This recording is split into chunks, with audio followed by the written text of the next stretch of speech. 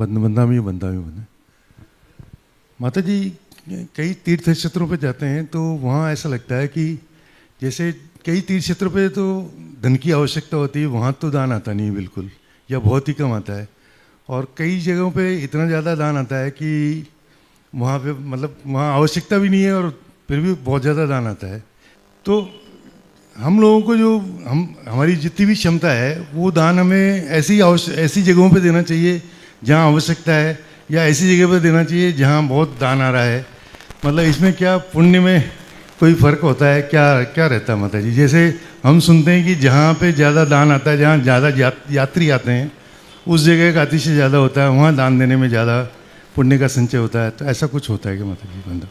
बंदा में माता बंदा परमेष्ठी भगवान की परम पूज्य गणाचार्य गुरुदेव जी 108 रागसागर जी महाराज जी की परम पूज्य पट्टाचार्य गुरुदेव जी 108 विशुद्ध सागर जी महाराज जी की हरिका माता जी की जय, संग की जय। वंदा में माता जी। आगम के परिप्रेक्ष्य में जब हम देखते हैं तत्वार्थ सूत्र ग्रंथ में आचार्य भगवान ओमा स्वामी महाराज ने लिखा है, विधि द्रव्य दात्री पात्र विशेषास तद्विशेषा। सबसे पहली बात यह है आहार दान की बात है। चौका लगाइए, आहार कराइए। अब आप 11,000 दे रहे हो, 21,000 दे रहे हो, 1 लाख दे रहे हो, रसीदें कटा रहे हो क्षेत्रों पे, पता नहीं क्या है क्या नहीं है, कितनी व्यवस्था साधुओं की कमेटियां करती हैं, कितनी नहीं करती हैं, आपका पैसा किस काम में लगेगा आहार दान में दिया हुआ, इसको हम कुछ भी नहीं बोल सकते। आहार दान की जो मूल विधि है, चौका लगाइए, पड़गाहन कीजिए नवदा भक्ति पूर्वक और अपने हाथ से आहार दीजिए, या फिर आप अपनी सामग्री यथा योग्य 2 लोग मिलकर के चौका लगा लो, अपनी सामग्री लगा दे, कोई तन लगा दे, कोई धन लगा दे, एडजस्टमेंट कर लीजिए। और बाकी तीर्थों पे आहार दान हम ये नहीं कह रहे कि नहीं देना चाहिए, लेकिन जो आप दे रहे हो वो कैसे यूज होगा, क्या होगा, इस विषय में हम कुछ भी बोल नहीं सकते। जिन तीर्थों पे मान लो साधुओं के तीर्थ हैं, साधु लोग रह रहे हैं, उनके मैनेजमेंट में चल रहा है, तो वहां का तो साधुओं के निर्देशन के अनुसार व्यवस्था हो जाएगी। और जिन तीर्थों पे कमेटियां हैं और कोई साधु संत का मैनेजमेंट नहीं है, कमेटियों का मैनेजमेंट है या स्टाफों का मैनेजमेंट है, तो अब वहाँ कैसे क्या होगा कुछ नहीं कहा जा सकता। अब और कौन से दान की बात कर रहे हैं आप? क्षेत्रों पे और भी जैसे छत्र चमड़ चढ़ाते हैं या कोई दूसरा वैसे भी रसीदें कटाते हैं। जैसे कई जगह तो निर्माण चल रहा होता है, वहाँ आवश्यकता भी होती है, और कई क्षेत्र जो बिल्कुल ये आपका अपनी बुद्धि, अपना विवेक, अपना निर्णय। जैसे जहाँ लाइव टेलीकास्ट शांति धारा चल रही है तो वहाँ शांति धाराओं में खूब पैसा आ जाएगा। जहाँ लाइव टेलीकास्ट नहीं है तो वहाँ 1100 की शांति धारा करने वाला भी कोई आदमी नहीं मिलता है, 2100 की शांति धारा करने वाला भी कोई आदमी नहीं मिलता है। अब ये पैसा शांति धारा के लिए दिया जा रहा है कि टीवी में मेरा नाम आ जाए, इसके लिए दिया जा रहा है। ये विवेक श्रावक का है, और जैसा विवेक होगा वैसा पुण्य पाप मिलेगा, और आप अपने विवेक के अनुसार काम करें। बंदा में होता है, बंदा राजमल जी पाटोली साहब। बंदा में माता जी सभी को सादर जय जनन। मतलब ये एक प्रश्न मेरे दिमाग में बार बार आता है कि प्रथमान योग के जो ग्रंथ हैं उनमें ऐसा वर्णन मिलता है कि जैसे राधाकृष्णी का जो जीव है वह भविष्य में जो तीर्थंकर होंगे वो प्रथम तीर्थंकर होंगे। ऐसे रावण के बारे में, बहुत सारे जीवों के बारे में, इस तरह से सीता के जीव के बारे में इस तरह की बातें आती हैं। तो जबकि अभी हमारी ये मान्यता है कि जैसा भाव करोगे वैसा भाव मिलेगा, आपके भाव के हिसाब से, आपकी साधना के हिसाब से, आपकी भगवान की भक्ति के हिसाब से, आपके कार्यों के हिसाब से आपको भाव मिलेगा। जब हमारा ये भाव का जो जैसे बताया गया है, जो हम ये कह रहे हैं कि वो उस भाव से इतने भाव के बाद ये बनेगा, जैसे महावीर भगवान मारीच का जीव है और वो शेर के रूप में थे, उनको तो मुनि राजों ने संबोधित किया और उनसे कहा कि आप तो तीर्थंकर बनने वाले हो महावीर भगवान, तो आप मांस का भक्षण छोड़ो, और उन्होंने व्रत ले लिए। तो ये सब नियति के हिसाब से और अपने निमित्त के बाद से, निमित्त के भी है, ये सब निर्धारित है।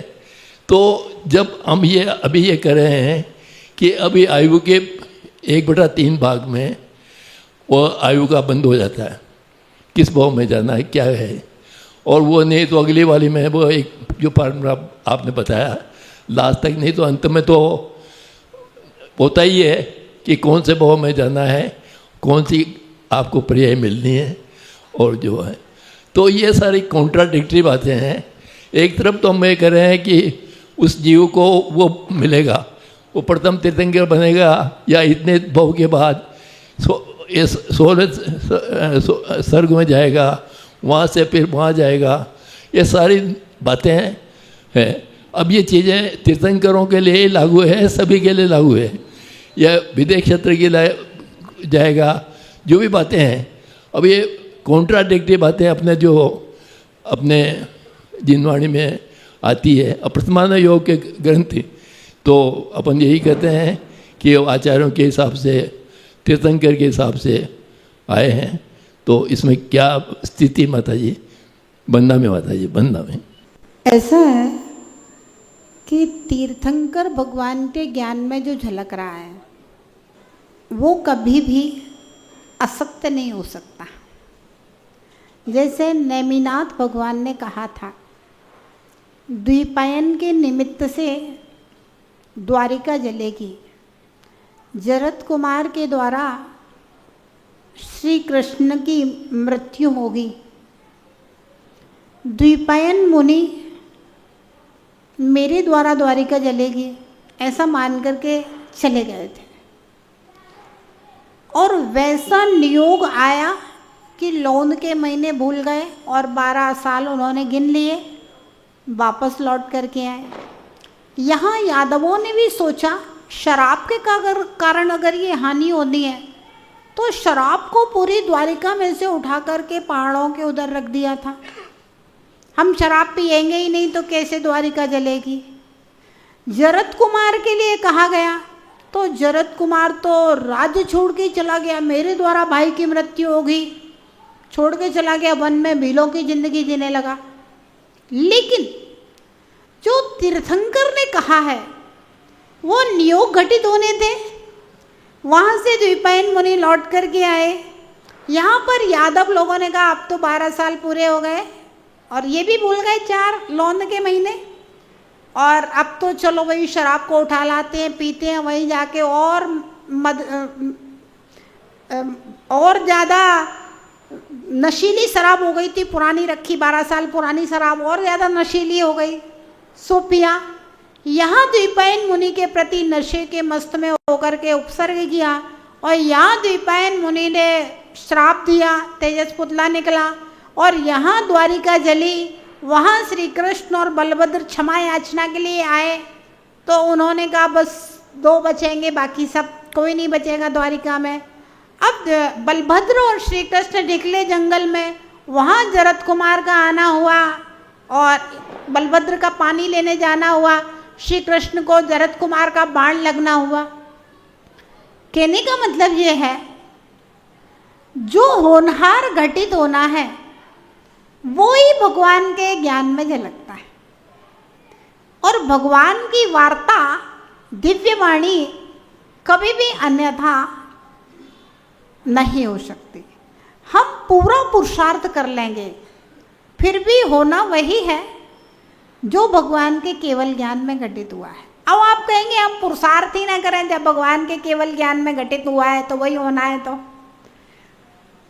तो हो सकता है भगवान के केवल ज्ञान में यही झलक रहा हो कि आप मिथ्यात्व को स्वीकार करके पुरुषार्थ ही नहीं करोगे अपने सम्यक्त्व का, तो आपका संसार अनंत परिभ्रमण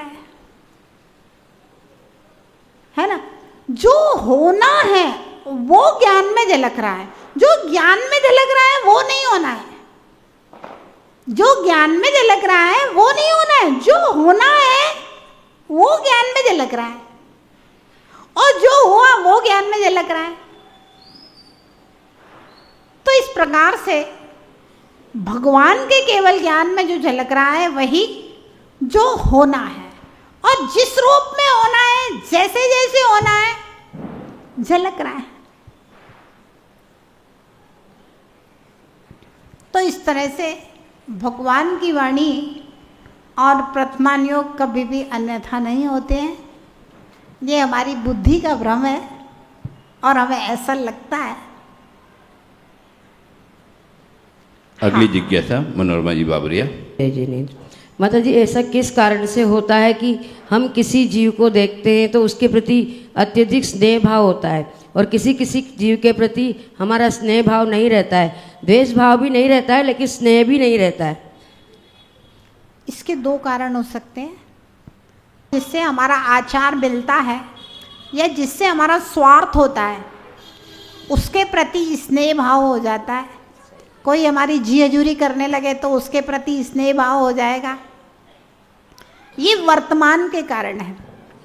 अथवा कोई भूतकाल का किसी से प्रेम अथवा किसी से शत्रुता हो सकती है, जिसके कारण से किसी को अनायास बिना कारण देखते ही प्रेम हो जाए, और किसी से शत्रुता का भाव होता है, अनायास उसको देखकर ही द्वेष भाव पैदा हो जाए। दोनों कारण हो सकते हैं। वर्तमान का कारण भी हो सकता है और भूत का कारण भी हो सकता है। वंदा भी माता। वंदा भी माता जी, सभी को जय जय। माता जी, जो द्रव्य का आया है उत्पाद वे द्रव्य युक्तम सत, और सत द्रव्य लक्षण यानी द्रव्य का ही लक्षण है, और गुण और पर्याय पाई जाती है, गुण पर्याय द्रव्य। अब ये जो माता जी संसारी प्राणियों में तो नजर आता है, जैसे उनकी पर्याय उत्पन्न होती है, नष्ट होती है, सारा सब कुछ नजर आता है। मेरे सामने प्रश्न आता है, पटौदी साहब ने भी पूछा मेरे से, लेकिन मैं संतोषजनक जवाब नहीं दे पाया। सिद्ध भगवान के अंदर की कौन सी पर्याय बदलती है, क्या है, उनमें कैसे ये सिद्ध करोगे उत्पाद वे द्रव्य? तो इस संबंध में माता जी थोड़ा सा मार्गदर्शन। ऐसा है, अर्थ पर्याय होती है और व्यंजन पर्याय होती है। व्यंजन पर्याय स्थूल होती है, हमारी इंद्रिय गम्य होती है, ज्ञान गम्य होती है। अर्थ पर्याय सूक्ष्म होती है, क्षणक्षयी होती है। अच्छा, अर्थ पर्याय भी दो प्रकार की होती है, स्वभाव अर्थ पर्याय और विभाव अर्थ पर्याय। ये विषय आपको आलाप पद्धति में मिलेगा। विभाव अर्थ पर्याय तो हमारे ये मिथ्यात्व, राग, द्वेष, पुण्य, पाप, क्रोध आदि भाव है, ये सब विभाव अर्थ पर्याय है ना, जो हम देखते हैं, समझते हैं, समझ में भी आती है। स्वभाव अर्थ पर्याय जो होती है वह सद्गुण पतित हानि वृद्धि होती है, जो काल द्रव्य में भी चल रही है, पुद्गल के परमाणु में भी चल रही है, धर्म द्रव्य में भी चल रही है, अधर्म द्रव्य में भी चल रही है, आकाश द्रव्य में भी चल रही है, और शुद्ध जीव द्रव्य में भी चलती है। लेकिन ये सद्गुण स्थान पतित हानि वृद्धि इतना सूक्ष्म विषय है, इतना सूक्ष्म विषय है, ये सिर्फ केवल ज्ञान का विषय है, हमारे ज्ञानगम्य विषय नहीं है।